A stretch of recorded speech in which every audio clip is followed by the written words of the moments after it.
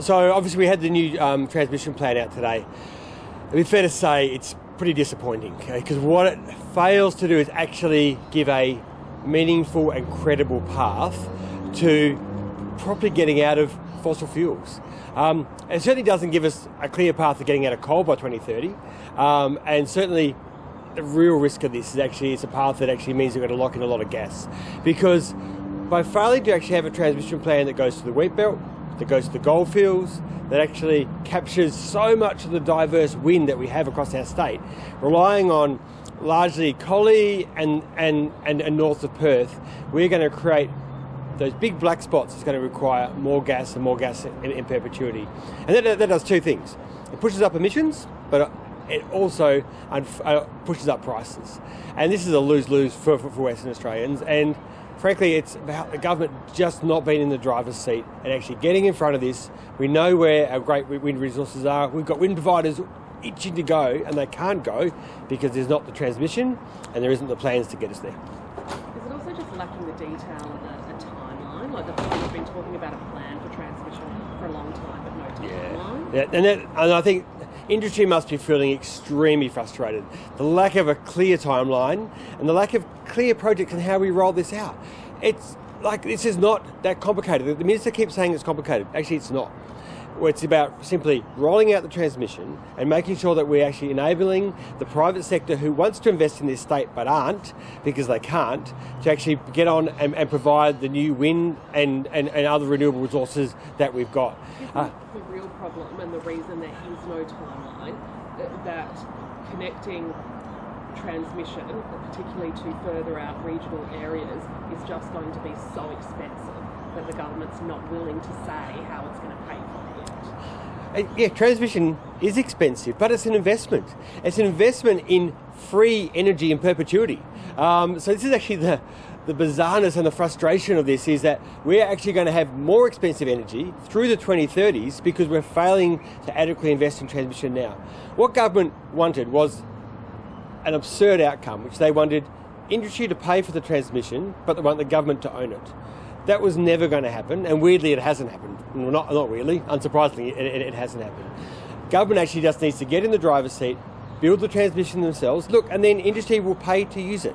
That's the model that actually makes sense, but it requires government actually investing rather than actually stepping back and just hoping this transition will happen without their leadership and without plans. What does the plan mean?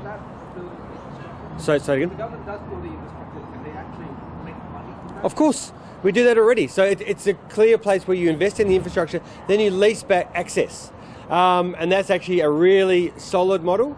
It's what we see actually happening all around Australia. And WA is in an amazing position because we do have a monopoly, and government can get in on the front seat on this and drive the investment. We've got the funds to do it, and then we'll pay that back over decades. This is something that taxpayers will own, and it means we can have the cheapest energy in the country, if not the world. Okay, it gives us a real lack of certainty on 2030. I know government can keep saying that they're going to get to 2030, but Just wait for the plan. that plan going to be to that. Yeah.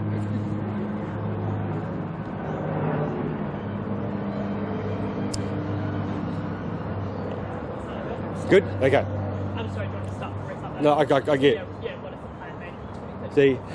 There is still a fundamental lack of confidence that we're going to be able to phase out coal by 2030. We already see a softening of language. It might now just be state-owned coal, not all coal.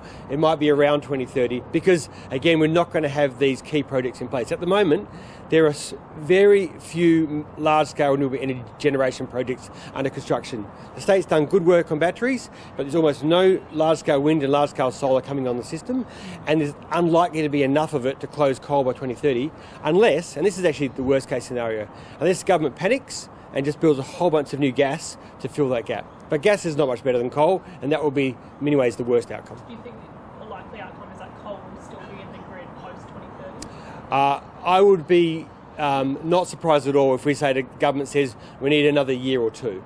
Look, I would rather they took another year or two and got the right transmission and the right renewables in place rather than a whole bunch of new gas. We've actually seen over the last month more new gas approved to go on our Swiss than more renewable energy approved. And that sets a very bad approach that actually will cost West Australians more into the future. I'm sorry, did the Greens just say that coal in WA should be extended to 2032? No, I think if it requires another 6 months or another year or another 18 months, that is a much better outcome than actually saying that we will build brand new gas that will be on the system for another 20 or 30 years and will actually muscle out renewables into the future. So we've got to get smart about this. Frankly, if you give them a year, they might take 5 years. No, look, that they can't. See, in many ways, be clear, coal is not closing in WA because government thinks it's the morally right thing to do. They're closing it because it's uneconomic and it's costing an absolute mountain to run, and they need to get out of it as soon as possible.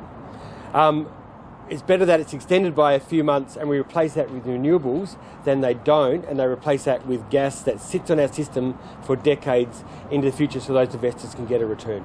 Now, frankly, where we are today is an example that this government has dropped the ball on actually investing in transmission, investing in new renewables. In fact, the government's own internal advice says that they've stalled this transition. The plan today is a small step in the right direction, but does not give industry the certainty or actually invest in the transmission we need to actually put the energy under this to get it rolling out. 2035? Yeah, Sophie, go first and I'll jump in as well.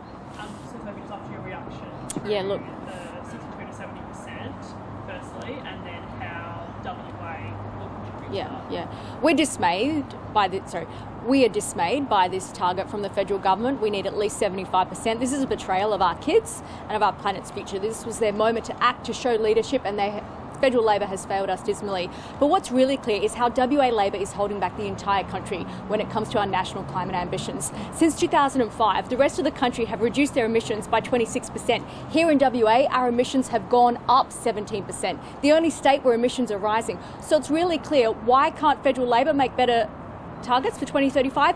It's because of WA Labor. They've had 8 years now to act on climate here in this state, to do something to reduce emissions, and they have failed at every single opportunity. So Premier Cook and his government and WA Labor are holding back all of Australia when it comes to climate action, and they're responsible for this dismal failure of our kids' future. We're gutted at this target, and we can see how WA Labor is really responsible for this failure of ambition at the federal level.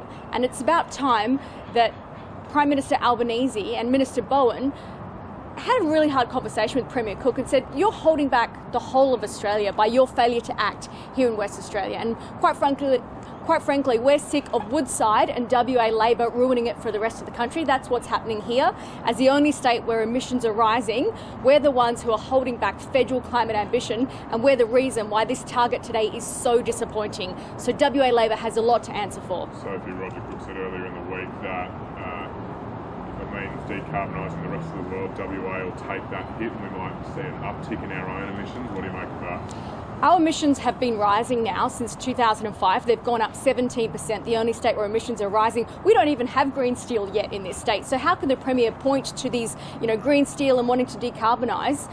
Those projects aren't even happening yet because of this government's lack of leadership and lack of ambition. The reason our emissions have gone up is because of our LNG gas industry and the fact that this state government is unwilling to confront companies like Woodside, is approving massive new gas projects, and they're refusing to even have a 2030 target, the only state in the whole country without one. So for Premier Cook to claim that he's helping decarbonise Asia, decarbonise the world, we've seen zero evidence on that. And the one report that the government commissioned specifically on this, they have refused to release and said it's cabinet in confidence. They paid Deloitte's $4,000 to do a study into how WA... 400,000. Yeah? Not 4,000. Did I say 4,000? Oh, thanks. Sorry. It's been a big day. The West Australian State Government paid Deloitte's $400,000 to do a study into how our gas is supposedly helping to decarbonise Asia. They've refused to release that report. They've said it's cabinet in confidence, and we think it's because that report doesn't back up their narrative, because the science doesn't back up their narrative. You don't decarbonise the world by producing more fossil fuels. My 12-year-old could tell you that. Premier Cook doesn't seem to get it. What's the point of a 2030 target if, by the Premier's own statement that there's potential WA emissions could rise, any target would be unachievable? Jess, we need to show leadership here in Western Australia, and it's clear from what we've heard today out of Canberra, it's clear from the climate risk assessment we saw a few days ago, that WA Labor is actually just unwilling to confront the facts here. So we've seen a situation where federal Labor cannot be ambitious on climate because their problem child, WA Labor, is refusing to even admit that emissions need to go down. By not having a target, isn't it clear then that they're not targeting emissions reductions? Well, exactly. WA Labor seems... It's come to the point where WA Labor are engaging in climate denial by refusing to admit that emissions need to go down to help our climate. They are trying to run a line that our emissions need to decrease to decarbonise. It just doesn't add up. The science doesn't add up, and there is no proof to show that our emissions rising is helping anyone in Asia decarbonise. Gas is as bad as coal, and the Labor Party here in West Australia doesn't acknowledge that. They don't acknowledge the science. Just the latest research shows us that LNG gas, when you include the production line, when you include the life cycle of methane, it is pretty much as bad as coal. I mean, pretty much isn't. Well, it's very, very close, Jess, and this is why we are saying that the state government needs to release that report that they have commissioned. They need to talk to climate scientists. We are advocating for an independent advisory body of climate scientists to the WA state government who will sit down and brief this government on the fact that gas is as bad as coal these days, and that all the evidence is showing that if you're going to just replace fossil fuels with more fossil fuels, you're not going to decarbonise anything. You're actually just going to keep warming our planet. So on another topic, you spoke about tourism before. What do you make of this tourism drop of numbers that we've seen, especially when we've got the landscape that we do in WA? Yeah, look, I think it's really alarming, particularly when you look at the marine heat wave and the fact that there are tourism communities like Exmouth who are going to have really difficult days ahead.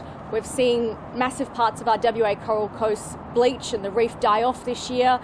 We have more than 100,000 West Australians who work in jobs in tourism, really good, clean, green, sustainable jobs. You know, Woodside only employs 3,400 people, but this state government keeps making decisions that benefit one company rather than the jobs of so many West Australian families who rely on tourists coming here and enjoying our beautiful state. Yet it is increasingly under pressure because of climate impacts. We've seen it in our Jarrah forest in the southwest last year. We're seeing it right now in our coral coast as large parts of Ningaloo and the Rolly Shoals die off. So climate impacts are having an effect on people's jobs, and it's unsurprising that our tourism sector is feeling that heat. So just off your reaction as well, the government's finally released the latest data on several species like kingfish that are under threat, severe threat in some cases. They're holding a forum next month to talk to key stakeholders. Would you like to see action sooner in terms of restrictions? Yeah, it's incredibly alarming to hear this news from the government, to hear that species like pink snapper are under threat because of, this new announcement from the government today about pink snapper stocks is incredibly alarming. And what we know is that pink snapper spawn in the Coburn Sound. Now, this is a place where our state government is supporting Westport, is supporting AUKUS, and that increased industrialisation of the Sound is going to have an impact on those pink snapper stocks. So they're pointing to fishing. What we say is actually it's what you're doing to the Coburn Sound that is having a huge impact for recreational fishers. So we've seen more than 80% of the seagrass in Coburn Sound die off over the last 50 years because of industrialisation. And yet our state government wants to build Westport there, they want to support AUKUS, and they haven't even committed to doing a full environmental impact study yet of what those huge projects will have on the Sound. So we're deeply worried about the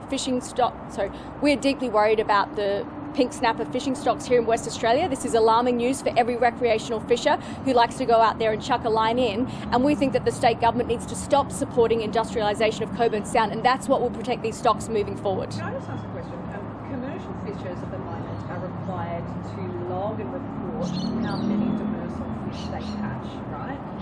There's been a long pushback from particularly the state government around trying to get recreational fishers to do the same thing so we can get a full picture of fish stocks. Would that be something you would be supportive of? Also encourage, like having a system where recreational fishers must log jewfish catches, for example?